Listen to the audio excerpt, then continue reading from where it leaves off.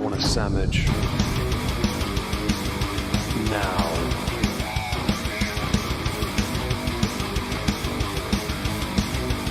Oh, sandwich wench. Yo, wench. Sandwich.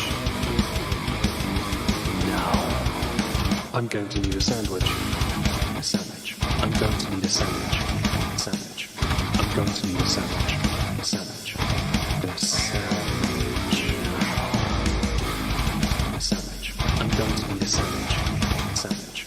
I'm going to need a sandwich. A sandwich. A sandwich. Oh, sandwich wench. I want a sandwich.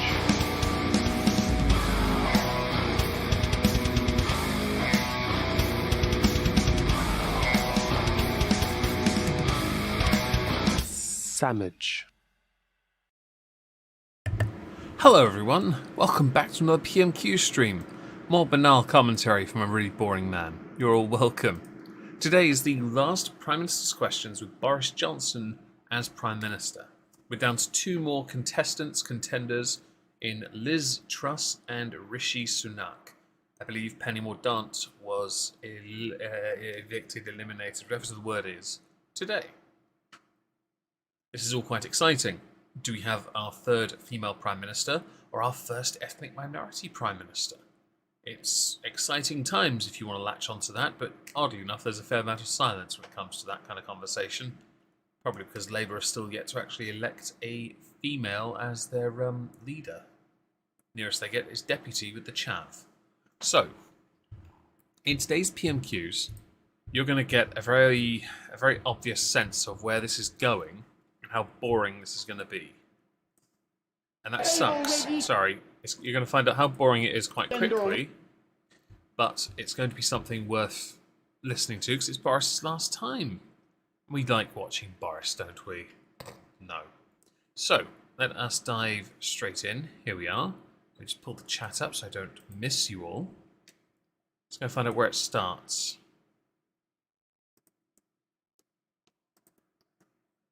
Okay.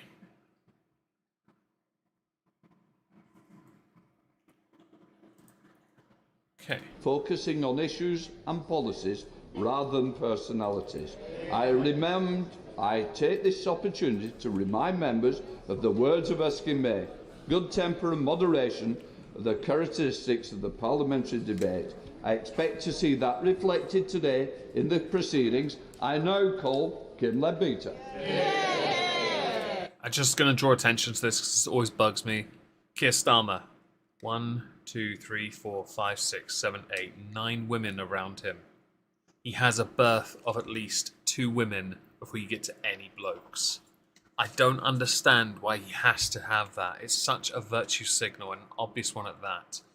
You supported Kemi Badenoch, but she dropped out. You then found out about the ties to WEF. What is WEF, Lisa? I don't know what that is. Do forgive my ignorance on that, but I don't know. Virtue signal. Question number 1, Mr. Speaker. Prime Minister. Thank you, Mr. Speaker. Today marks the 40th anniversary of the bombings in Hyde Park and Regent Park. And tomorrow sees the 50th anniversary of Bloody Friday. Such terror by the Provisional IRA was barbaric and shameful, bringing untold grief to countless families. And our thoughts are with all those who lost loved ones during the Troubles. We as a government remain determined to help build a better shared future for all the people of Northern Ireland.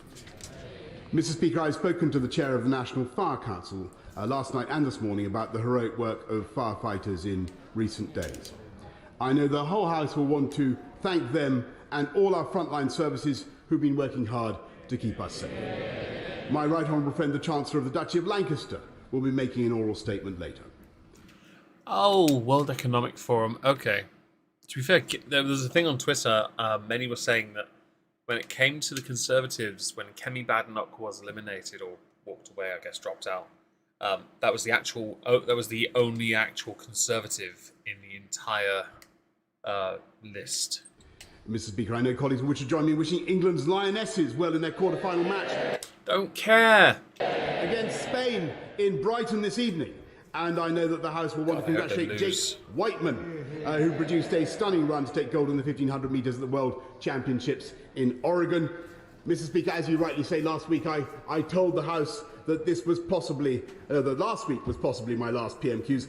This week, Mr. Speaker, probably, certainly will be my last PMQs from this dispatch box, or any other. Hello, dispatch box. CC of some kind, I Mr. believe. Speaker, Hello, this morning Michael. I Hope had you're well. meetings with ministerial colleagues It's and kind of others, sad. And in addition to my duties in this House, I will have Be interesting further to such see what meetings. happens Thank with you. whoever takes over, because I don't know if they have a plan to go forward. Thank you, Mr. Speaker.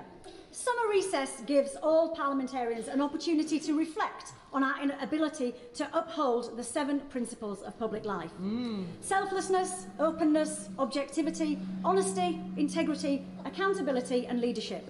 I feel like this is just going to be none of these apply to you, Boris. These are fine principles, but public trust in politicians is at an all-time low. Well, it's never going to get any higher because we think you all suck. Come on. Like, we don't think there's not a single politician in that chamber anyone trusts. And if they say they trust you, they only say it to your face because you're there. We're far too passive aggressive. Is to be using the next few weeks to personally consider why this could be. And as the unedifying fight for his job continues, if those who are vying to replace him were to draw on his wise counsel, if those who are vying to replace him would draw on his wise counsel, and why wouldn't they? What advice would he give to ensure the people we serve receive far better than they have from this government? Oh, the patronising. I love it. Spoken like a loser. No, I'm kidding. It's a valid point. I don't think Boris cares. I think his view on it is simpler. Once he's out of number 10, he can then actually start making money again and enjoying his life-ish. Hello, Fubar. Hope you're well. Well, Hey, Mr. Normie, Speaker, hope you're I'm well. afraid I didn't quite catch the last bit of the honourable lady's question, but I will be using the next few weeks to do what I think the people of this country would expect, and that is drive forward the agenda on which we were elected in.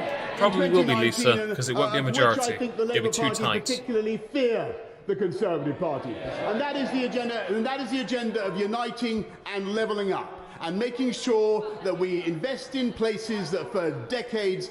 I'm kind of curious if Boris will actually leave Parliament or if he'll stay as a politician for a while.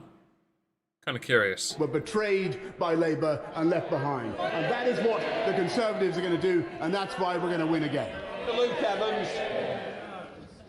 Russia's Right, so this question will be a plant, just so you know. war in Ukraine continues. Now, Turkey have withdrawn its opposition to Sweden and Finland joining NATO.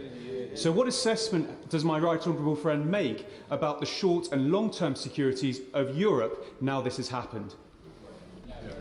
Prime Minister. I thank my honourable friend for that excellent question. The accession of both countries, I think, will be good for them. I think it will encourage, it will make all our allies safer, and I think it will make the whole of the Europe. Boris will always remind us of that, yeah.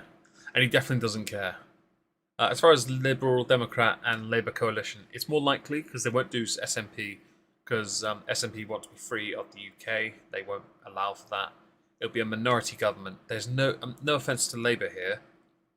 I don't see them winning a majority. They'll win back some of their seats, and I think they'll win a minority. They'll have to go in with the Liberal Democrats, who people have forgotten have betrayed this country before when in power, and they'll have to form a smaller majority government, so a minority government with them. And that's fine, because it gives Labour 5 years to try and do something, but I doubt it. Look, I mean, I get you as well, Lisa, about being a bit black-pilled. Hello, Violet. I kind of feel the same way these days. My apathy certainly flares up from time to time, but sometimes you've got to try and look at it a bit optimistically. But again, can't trust a politician anyway, so... Atlantic security area stronger, Mr. Speaker, and I'm proud of the role that the UK has played in that accession. Alright, ready for some really interesting questions, right? Good. You're going to love this, because what you want to do with your outgoing Prime Minister is totally not waste your questions on asinine commentary. Now comes the Leader of the Opposition, Keir Starmer. Can I start by saying to the Prime Minister that I do know that the relationship between a Prime Minister and Leader of the Opposition is never easy, and this one's proved no exception to the rule. But I would like to take this opportunity to wish him, his wife and his family the best for the future. Can I also put on record our gratitude to the fire and rescue services? Oh, virtue. Skip ahead a little, for fuck's sake. The bombings in Hyde Park and the IRA bombing. We'll be roaring them on. And for any actors taking lumps out of it, on that topic, Mr. Speaker. Yeah, he basically made a comparison to EastEnders, the football, roaring them on, and then talking about the debates. I don't care. Right, question. Question number one, everyone. Why does the Prime Minister think that those vying to replace him decided to pull out of the Sky debate last night? Maybe they didn't have enough time for it. Maybe there was a worry about voting, actually, because there was a guy who was meant to vote for Penny Mordaunt, and he couldn't. He lost the whip because he couldn't turn up to the vote because he was actually having a meeting with somebody from Moldova. I thought it was hilarious. Mr. Speaker. And this question also, at least, yeah, I mean, I get that, Fuba, I do. Tories out, maybe. This is a pointless question. Why did they not turn up to a debate? Why would he care? He's on his way out. I'm not following this thing particularly closely, but my impression is that there's been quite a lot of debate already, and I think the public are having an ample opportunity to view the talent, Mr. Speaker. That any one of which, as I say before, like some household detergent, would wipe the floor I mean, today happens to be just about the anniversary of the exit from lockdown last year. And do you remember what he said? He said, I'm going to remind him, he said it was reckless. It was because we were able to take that decision, Mr. Speaker. I will say, as far as the whole masks and everything goes, for the first time in, nearly 2.5 years, I walked into a pharmacy today and I didn't have to wear a fucking mask. I was so happy. Honestly, no one wants to be wearing one of those in this absolutely insufferable temperatures, you know? Supported by every single one of those Conservative candidates, opposed by him, that we had the fastest economic growth in the G7. We're now able... Since world growth isn't that great, it's not a flex. ...to help families up and down the country. If we'd listened to him, it wouldn't have been possible, Mr. Speaker. And I don't think they'll be listening to him either. Probably not, because I don't think he would be a very strong Prime Minister. He would definitely push certain ideas that won't fly, and I think that he's choosing some hills to die on that nobody can care less about. Well, I'm impressed he managed to get through that with a straight face, actually. I think the truth is this. They organised the TV debates because they thought it would be Boris a is a great loon, for the yeah. public to hear And yes, from the... the reason Fubar's is more entertaining is because we put our leader on the spot. You don't do that enough. You should. If the Labour... Well, they don't have Tony Blair, though, Lisa. They don't have Tony. Candidates first hand. The only person that sounds like Tony Blair, right, sounds like him, is Rishi Sunak. And he's a Conservative. Well, on paper. Yeah. Then disaster. Oh, sorry. Because the public actually heard from the candidates. Oh, fiddle. Sorry, I pulled my USB cable. Are you gonna... Interested There we go, sorry. In what he makes of the battle for his job. So let me start. But that's not in the public interest. No one cares about this. Focus on the policies. He's on his way out. Focus on that. Who cares who takes over from him right now? Why would Boris care? They're taking over from him. They did this to Theresa May. Corbyn did. But Corbyn realised it was redundant, so he switched questions. With a simple one. Does the Prime Minister agree with his former Chancellor that Rishi. plans put forward by the other candidates are, in his words, I've got them here, nothing more than the fantasy economics of unfunded spending? Because Rishi made that comment because a lot of them had spending policies that would cost tens of billions, maybe close to 100 billion, that would require so much borrowing to do. It is, of course, not something you could actually do. Promises.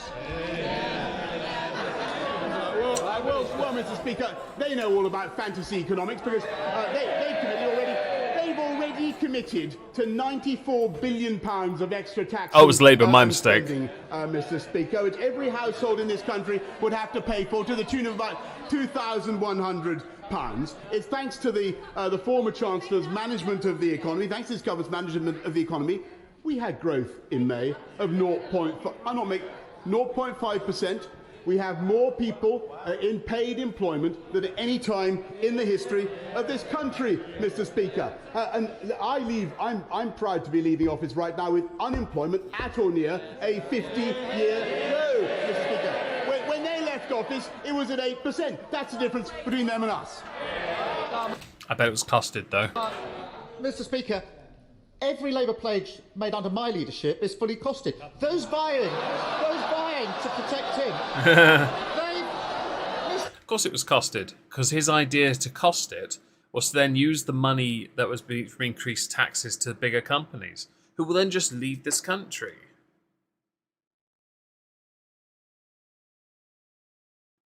I don't understand this level of stupidity. Mr. Speaker, those vying to replace him have racked up £330 billion of unfunded spending commitments. But I do note that the Prime Minister didn't agree with his former Chancellor. So what about his Foreign Secretary? She was withering about the government's economic record. She said, again, her words, here they are, if Rishi has got this great plan for growth, why haven't we seen it in the last 2.5 years at the Treasury? There's a point to that, but then the answer to it is simple. Boris believed his way was better than what was being put forward by others in those respective offices. So Boris overruled them, which came up with the title of Chino, acronym Chancellor in Name Only. That's a fair question, is it, Prime Minister? Actually, Mr. Speaker, I think everybody would agree that what you saw in the last 2.5 years was because of the pandemic, the biggest fall in output for 300 years, which this government dealt with and coped with magnificently. By distributing vaccines faster than any other European government, faster than any other major economy, which would not have been possible if we had listened to him. And that's why, Mr. Speaker, we have the fiscal firepower that is necessary to help families up and down the country, making tax cuts for virtually everybody paying national insurance contributions. The difference between Labour and the Conservatives, Mr. Speaker, there's a crucial philosophical difference. Under Labour, families on low incomes get most of their income from benefits. Under us, they get most of it from earnings. That's a point then. I will say New Labour really screwed this one up. When they were in office for so long, families were making tens of thousands just on many different types of benefits and not being held to account for all this money they were just taking from the taxpayer. It led to a huge economic problem for this country. Weirdly, Sunak being considered more socialist is quite interesting because he has one of the wealthiest wives you could have.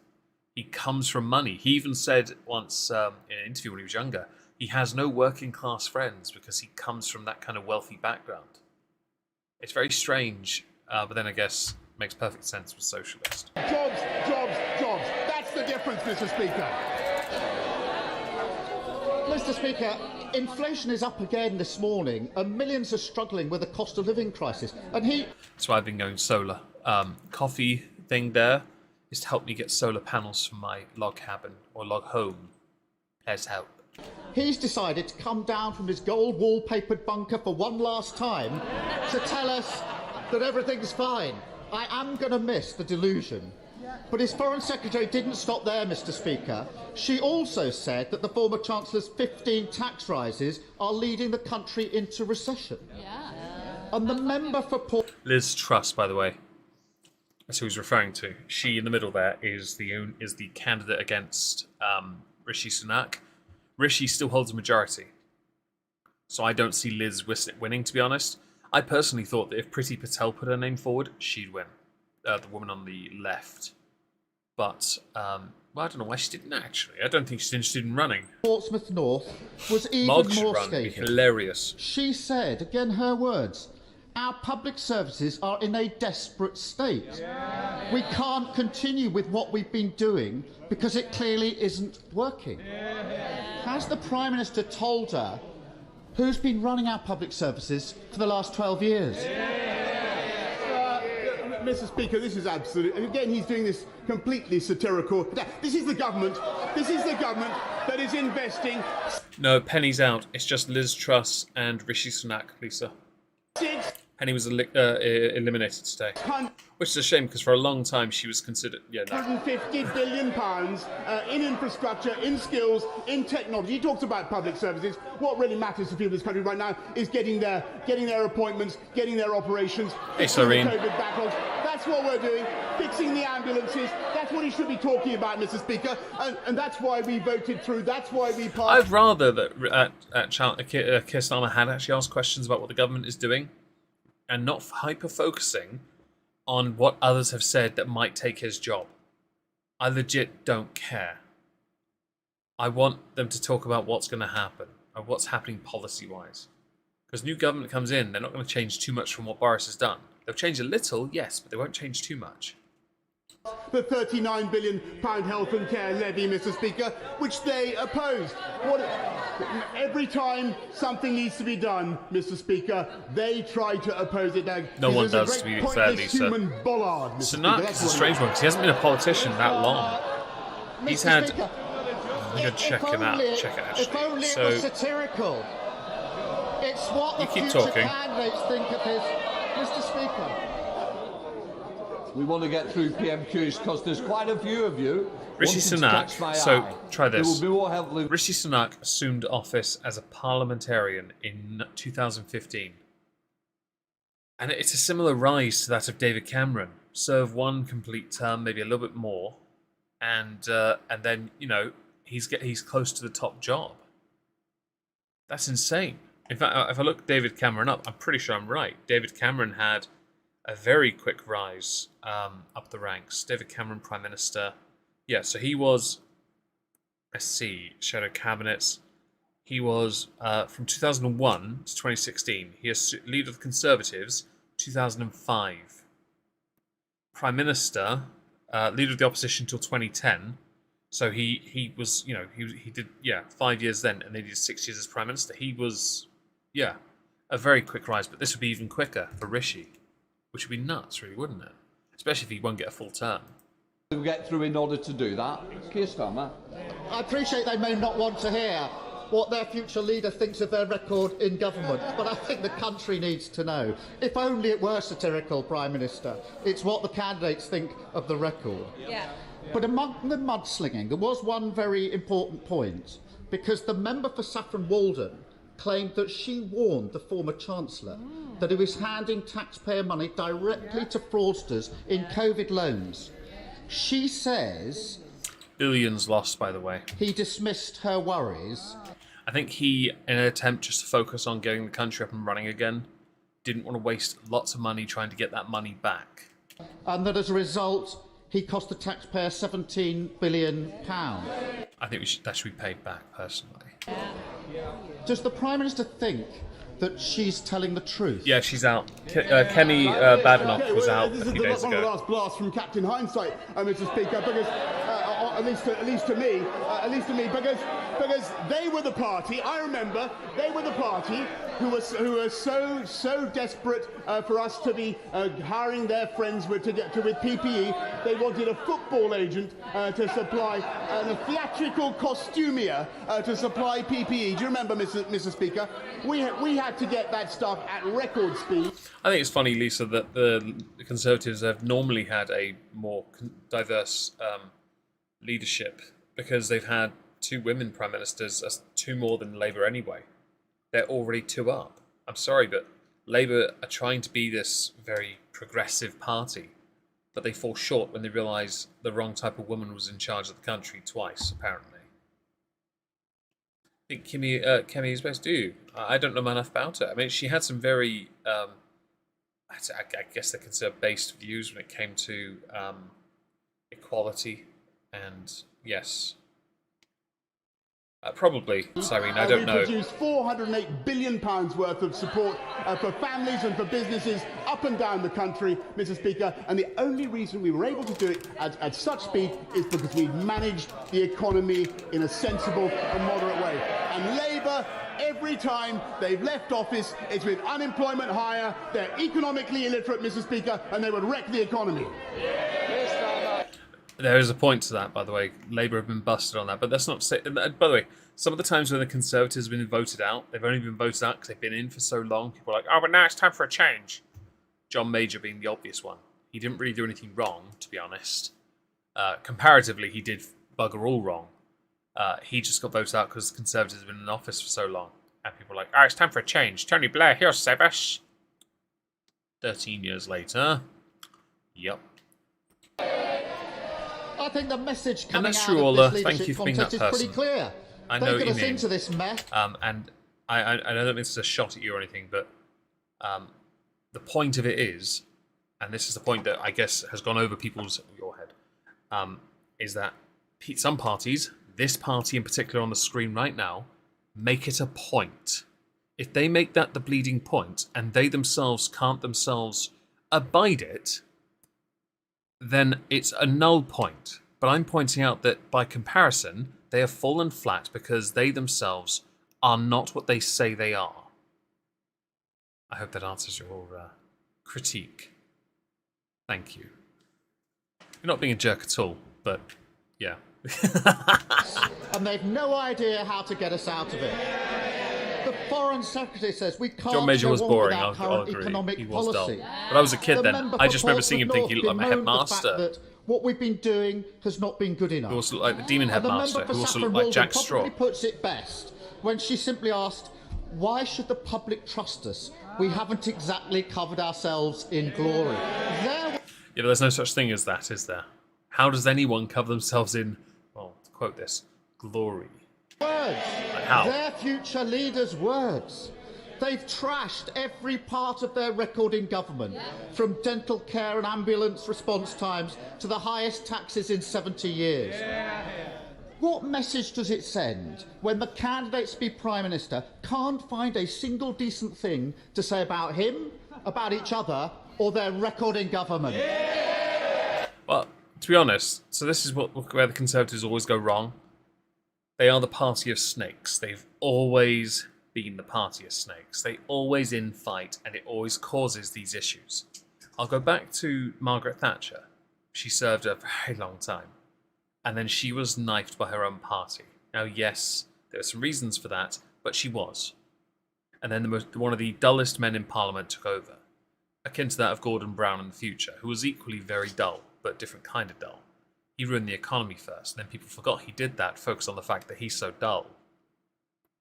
Then David Cameron comes in, many years later, serves one term and then 1 year, 6 years in total. He loses Brexit, which was right, get wrecked. Theresa May takes over. She gets knifed in the back by her own party twice before she leaves. Boris Johnson, to be honest, his was entirely his own undoing, really, because the number of issues that built up that he knew about and he didn't take as seriously as he should have. He gets knifed by his own party, though, to be honest, to save face. Whoever takes over from him is going to be doing a short term, not even 2 years, to be honest. And that person's got to do something, well, quite frankly, glorious to manage to stay in office. Mr. Speaker, what does it say? What does it say about him that no one can name a single policy of after 3 years of the Labour opposition, apart from putting up taxes? He's one of those pointless plastic bollards you find around a deserted roadworks on a motorway, Mr. Speaker. We got Brexit done. He voted against it 48 times. We got this country passed out of COVID in spite of everything he would have kept, and when he would have kept us. Got to get them flexes in. Got to get them flexes in in. lockdown. We're fixing social care, Mr. Speaker, when they have no Can we fire all the MPs? I'm not against it. I'm really not. I just don't know how you'd implement something like that. plan and no ideas of their own. And we're now bringing forward measures in the face of strikes to The only cabinet I like is the drinking one. outlaw wildcat strikes, Mr. Speaker.